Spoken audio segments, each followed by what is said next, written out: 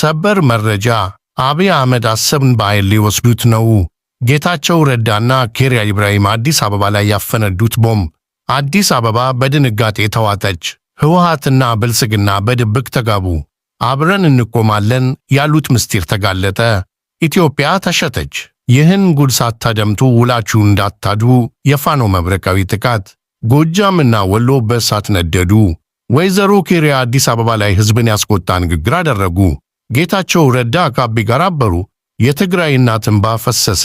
ጎጃምና ወሎ ተቃጠሉ። ፋኖ የመንግስትን ካምፕ አመድ አደረገው። አብይ አህመድ በሽንፈት ተበሳጭተው የድሮን እሳት አዘነቡ። ይህን ጉድ ሳታደምጡ በፍጹም እንዳያመልጣችሁ። የአሰብ ወረራ ተጀመረ። በሐዋሳ የታየው ፓራሹትና ኮማንዶ ልምምድ ወይስ የጦርነት ጅማሮ? ኤርትራ ድንበሯን ዘጋች። አፍሪካ ቀንድ እሳት ላይ ወደቀች። ወታደሮች ከ10 ዓመት እስከ 20 ዓመት የሚደርስ ጽኑ እስራት ተፈረደባቸው። የኢትዮጵያ ሕዝብ ሆይ በሐዋሳ ላይ የተከናወነው ድራማ ተራ ወታደራዊ ትርኢት እንዳይመስላችሁ። ጠቅላይ ሚኒስትር አብይ አህመድ በቀይ ባህር ጉዳይ ላይ ያላቸውን አቋም ከቃላት ወደ ተግባር ለመቀየር ወታደራዊ ጡንቻቸውን እያሳዩ ነው። በሐዋሳ ሐይቅ ላይ ከሰማይ የዘነቡት ፓራሹተኞችና የኮማንዶ አባላት መልእክት ለአንድ አካል ነው። ለኤርትራ ጠቅላይ ሚኒስትሩ አሰብን የተመለከተ ነው የተባለውን ይህን ትርኢት ሲያሳዩ ምን ለማለት ፈልገው ነው? በባህር ላይ ማረፍ እንችላለን፣ ወታደሮቻችን ውሃ መሻገር ይችላሉ እያሉ ነው። ይህ ጉዳይ አስመራን ብቻ ሳይሆን መላው የአፍሪካ ቀንድን ያንቀጠቀጠ ሆኗል። የአየር ኃይሉ አባላት ከሄሊኮፕተር ወደ ውሃ ሲዘሉ የታዩበት ምስል ኢትዮጵያ የባህር በርን በኃይል ለመውሰድ ዝግጅቷን ጨርሳለች የሚለውን መላምት ወደ እውነትነት ቀይሮታል። ነገሩ ወዲህ ነው። የሻዕቢያ መንግሥት ዝም አላለም። የኤርትራ ማስታወቂያ ሚኒስትር የማነ ገብረ መስቀል ለአብይ አህመድ የሰጡት ምላሽ እንደ ሚሳኤል የሚወጋ ነው። የባህር በር ጥያቄ የሉዓላዊነት ጥያቄ ተደርጎ መቅረቡ ተቀባይነት የለውም። ድንበራችን በአልጀርሱ ስምምነት ተከሏል፣ ማንም ሊደፍረን አይችልም ሲሉ የኤርትራን መሬት የሚነካ እሳት እንደሚለበልበው አስጠንቅቀዋል። አብይ አህመድ በፓርቲያቸው ጉባኤ ላይ ከአሁን በኋላ ማንም መሪ ከሁለት የምርጫ ዘመን በላይ አይመራም፣ ይህን በሕገ መንግሥት እናስራለን እያሉ በሌላ በኩል ግን ስልጣናቸውን ለማራዘም ቀይ ባህር የሚለውን አደገኛ ካርድ መዘዋል። የቀይ ባህር አጀንዳ እንደ ሽፋን እየተጠቀሙበት ነው። ሕዝቡን በውጭ ጠላት አስፈራርቶ የውስጥን ቀውስ ለመሸፈን የተጠነሰሰ ሴራ።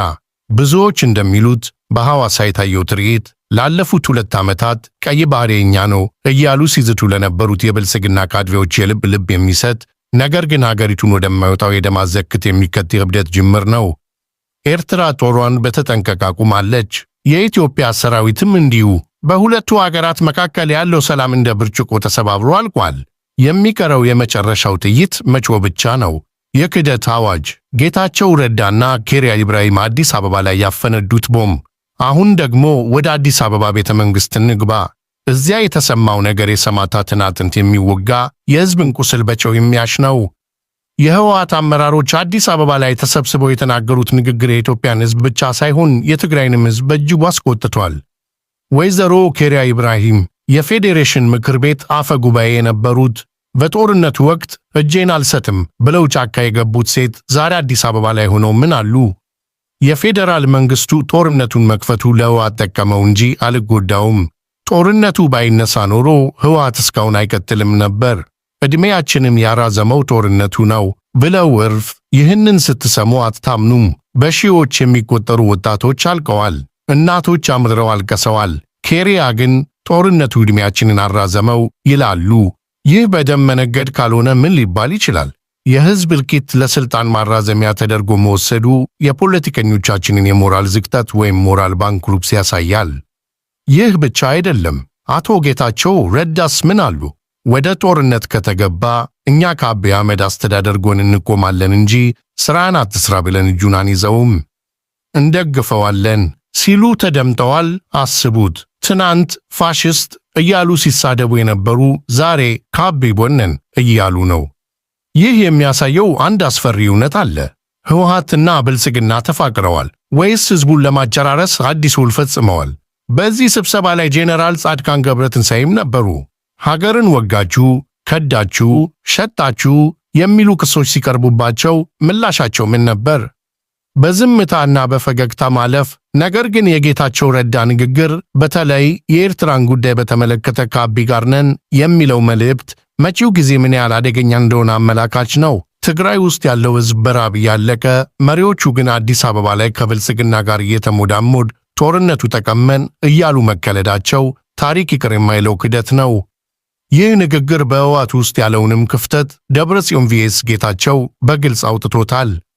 ጌታቸው ረዳ ሙሉ በሙሉ ወደ 4 ኪሎ ጠቅልለዋል። ጉድ ስሙ ወገኖቼ። የዓለም ጤና ድርጅት WHO ዋና ዳይሬክተር ዶክተር ቴድሮስ አዳኖም ለሀገራቸው ተጨንቀው እምባ እየተናነቃቸው ጦርነት ይብቃ፣ ለሰላም ዕድል ስጡ፣ ጦርነት ጥፋት እንጂ ትርፍ የለውም ሲሉ ተማጽኖ አቀረቡ። ዓለም ሁሉ ይህንን የሰላም ጥሪ ያደነቀ። ነገር ግን የብልጽግና ሚኒስትርና የጦርነት ነጋሪት ጎሳሚው አቶ ነቢዩ ባዬ የሰጡት መልስ እጅግ አሳፋሪና አስደንጋጭ ነው። ነቢዩ ባዬ በፌስቡክ ገጻቸው ላይ ምን አሉ? በጣም ጦርነት ያስፈልጋል ብለው ጻፉ። ሰምታችሁታል።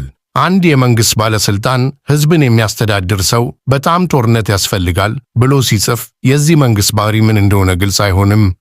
ዶክተር ቴድሮስ ስለ ሰላም ሲሰብኩ፣ የብልጽግና ሹማምንት ግን ስለ ደም መፋሰስ ይሰብካሉ።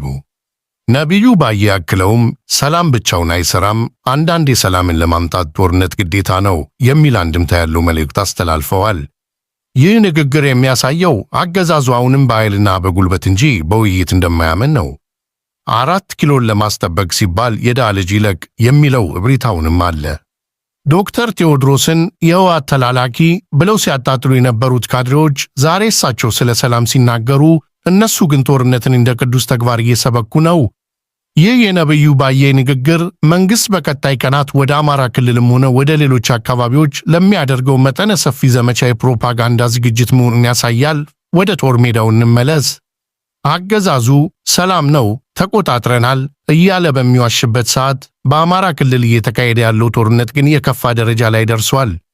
የፋኖ ኃይሎች በደቡብ ጎንደር፣ በጎጃምና በሰሜን ሸዋ አስደንጋጭ የሆነ ወታደራዊ ኦፕሬሽን ፈጽመዋል። በተለይ በጉናና በጋሸና መስመር እንዲሁም በደብረ ታቦር ዙሪያ ፋኖ የመንግሥትን የጦር ካምፖችን በእሳት አጋይቷል። ቪዲዮዎች እንደሚያሳዩት የመከላከያ ሰራዊት ምሽግ የነበሩ ቦታዎች ወደ አመድነት ተቀይረዋል። ሰራዊቱ ጥሎት የሸሸው መሳሪያና ትጥቅ በፋኖ እጅ ገብቷል። መንግሥት ለዚህ ሽንፈት ምላሽ የሰጠው እንዴት ነው? ድሮን። አዎ፣ አብይ አህመድ የምድር ጦርነት ሲከብዳቸው ሰማዩን ተጠቅመው ንጹሐንን መደብደብ ጀመሩ። በባቲ በኤፍራታና ግድም ወረዳዎች የተፈጸመው የድሮንና የከባድ መሳሪያ ጥቃት ሰላማዊ ሰዎችን ኢላማ አድርጓል። በሸዋና በወሎ አዋሳኝ ቦታዎች እንዲሁም በኦሮሚያ የልዩ ዞን አካባቢዎች የታጠቁ ኃይሎች ኦነግ ሸኔና የመንግሥት ታጣቂዎች በቅንጅት በመሆን በአማራ ተወላጆች ላይ ያፈናና የግድያ ዘመቻ ከፍተዋል። ጄልድ፣ ጉሬና መልካ ሎጎ በተባሉ ቦታዎች ንጹሐን ከቤታቸው እየታፈኑ ገንዘብ ካላመጣችሁ እንገድላችኋለን እየተባሉ ነው። ይህ እገታና ግድያ የመንግሥት እጅ አለበት ተብሎ ይታማል። ምክንያቱም መከላከያ ሰራዊቱ በአካባቢው እያለ እነዚህ ታጣቂዎች እንደፈለጉ ሲፈነጩ ዝም ማለቱ ሴራው የተቀነባበረ መሆኑን ያሳያል። ፋኖ በበኩሉ የሕዝባችን እንደምንመልሳለን ብሎ ጥቃቱን አጠናክሮ ቀጥሏል። በጎጃም ከብር ሸለቆ ወደ አባይ በረሃ በሚወስደው መንገድ ላይ የተደረገው የደፈጣ ውጊያ ወይም አምቡሽ ለመንግሥት ሰራዊት ትልቅ ራስ ምታት ሆኗል።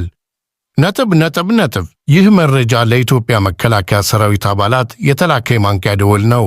ስሙት። በካሜሮን ሀገር ምን ተፈጠረ? የካሜሮን ወታደራዊ ፍርድ ቤት በሰሜን ምዕራብ የሀገሪቱ ክፍል በንጹሐን ዜጎች ላይ ጭፍጨፋ የፈጸሙና ቤት ያቃጠሉ ወታደሮችን በነፍስ ማጥፋት ወንጀል ጥፋተኛ ብሎ ፈረደባቸው። እነዚህ ወታደሮች ከ10 ዓመት እስከ 20 ዓመት የሚደርስ ጽኑ እስራት ተፈረደባቸው። ለምን? ምክንያቱም የታዘዝነውን ነው የፈጸምነው የሚለው ምክንያት ከሕግ ተጠያቂነት አላዳናቸውም። ዓለም አቀፍ ሕግና የሀገር ውስጥ ሕግ ንጹሐንን መግደል ወንጀል መሆኑን አረጋግጠዋል። ይህ ለኢትዮጵያ ወታደሮች ምን መልእክት አለው? ዛሬ በአማራ ክልል በኦሮሚያና በትግራይ አለቃ ያዞኝ ነው፣ መንግሥት ልኮኝ ነው ብላችሁ በንጹሐን ላይ የምትተኩሱ፣ ድሮን የምትጥሉ፣ ቤት የምታቃጥሉ ወታደሮች ነገ ተጠያቂነት እንደሚመጣ አወቁ። የካሜሮን ወታደሮች ከ6 ዓመት በኋላ ነው ለፍርድ የቀረቡት። እናንተም ጊዜው ሲደርስ ለፍርድ መቅረባችሁ አይቀርም። አብይ አህመድና ጄኔራሎቹ ዛሬ ሊሾሟችሁ ይችላሉ፣ ነገ ግን ስልጣናቸው ሲያበቃ ወንጀሉን የምትሸከሙት እናንተ ናችሁ። የካሜሮን ታሪክ ይህንን ነው የሚያስተምረው። የሰብአዊ መብት ተቋማት ሁሉንም መዝግበው ይዘዋል። የኢትዮጵያ ሕዝብም አይረሳም። ግን ወገኖቼ ከሁሉም በላይ ልብ የሚሰብረውና እንቅልፍ የሚነሳው እውነት ምን እንደሆነ ታውቃላችሁ? ዛሬ በጎጃም፣ በወሎ፣ በጎንደርና በሸዋ መንደሮች ውስጥ የድሮን ድምፅ ሲሰሙ ወደ አልጋ ስር የሚደበቁት ሕፃናት ጩኸት ነው።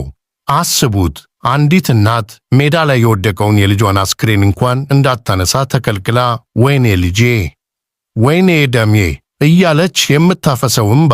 ይህ እምባ ዝም ይላል። የፈረሰው ቤት፣ የነደደው እህል፣ የተፈናቀለው አዛውንት፣ ይህ ሁሉ መከራ የምንከፍለው ዋጋ እጅግ የመረረ ነው። ሀገራችን በልጆቿ ደም ረጠበች፣ ሰማዩ ጠቆረ፣ ተስፋ የጨለመ መሰለ። ነገር ግን ስሙኝ፣ ልባችሁን አጠንክሩ። ይህ ጨለማ የንጋት መጀመሪያ እንጂ የመጨረሻው አይደለም። ታሪክ እንደሚያስተምረን ጨቋኞች በረቱ ማለት ውድቀታቸው ቀረበ ማለት ነው። ከዚህ ሁሉ አመድና ፍርስራሽ ውስጥ፣ ከዚህ ሁሉ የደም ጎርፍ ውስጥ አዲስና የማይበገር የኢትዮጵያ ትውልድ እየተፈጠረ ነው። አያችሁት? ያ በባዶ እግሩ ሮጦ ታንክ የሚማርከው ጀግና፣ ያች ልጇን አዘላ ለታጋዮች ስንቅ የምታቀብለው እናት። ይህ የኢትዮጵያ የማይሰበር መንፈስ ነው። ድሮን ስጋን ይገድል ይሆናል፣ ወኔን ግን አይገድልም። ረሃብ አካልን ይጎዳ ይሆናል፣ የነጻነት ፍላጎትን ግን አያጠፋም። የኢትዮጵያ ሕዝብ ሆይ አይዞህ፣ አምላክህ አልተውህም። የንጹሐን ደም የነጻነት ዘር ሆኖ እየበቀለ ነው። ዛሬ የሚያለብሱት እናቶች ነገ በክብር ይስቃሉ። ዛሬ የተዋረደው ወገን ነገ ቀና ይላል። አብይ አህመድና ጀነራሎቻቸው በውሸት ፕሮፓጋንዳ ቢደነግሩንም መሬት ላይ ያለው እውነት ግን የሕዝብ ድል እየቀረበ መሆኑን ነው። ሌሊቱ በረዘመ ቁጥር ንጋቱ ይበልጥ ብሩህ ይሆናል።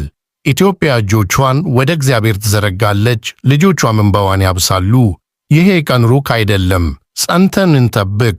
ድል ለኢትዮጵያ ሕዝብ። የማርኮን ሚዲያ ቤተሰቦች፣ ዛሬ ያየናቸው መረጃዎች ሀገራችን በምን አይነት የቀውስ አዙሪት ውስጥ እንዳለች ያሳያሉ። የአሰብና የቀይ ባህር ጦርነት ዝግጅት፣ የህወሓት መሪዎች የክደት ንግግር፣ የፋኖ ያደገ የመጣ ወታደራዊ አቅም፣ የዓለም አቀፍ ተጠያቂነት ማስጠንቀቂያ። ይህ ሁሉ ሲሆን ዝም አንበል። መረጃው ለሁሉም ይድረስ። ይህን ቪዲዮ ሼር በማድረግ ለወገን ድምፅ ሁኑ። እውነትን ከመናገር ወደ ኋላ አንልም። አሁኑኑ ሰብስክራይብ ያድርጉ። ላይክ እና ኮሜንት በማድረግ ተሳትፏችሁን አሳዩ። ኢትዮጵያ በክብር ለዘላለም ትኑር። ፈጣሪ ሕዝባችንን ይጠብቅ። ቸር እንሰንብት።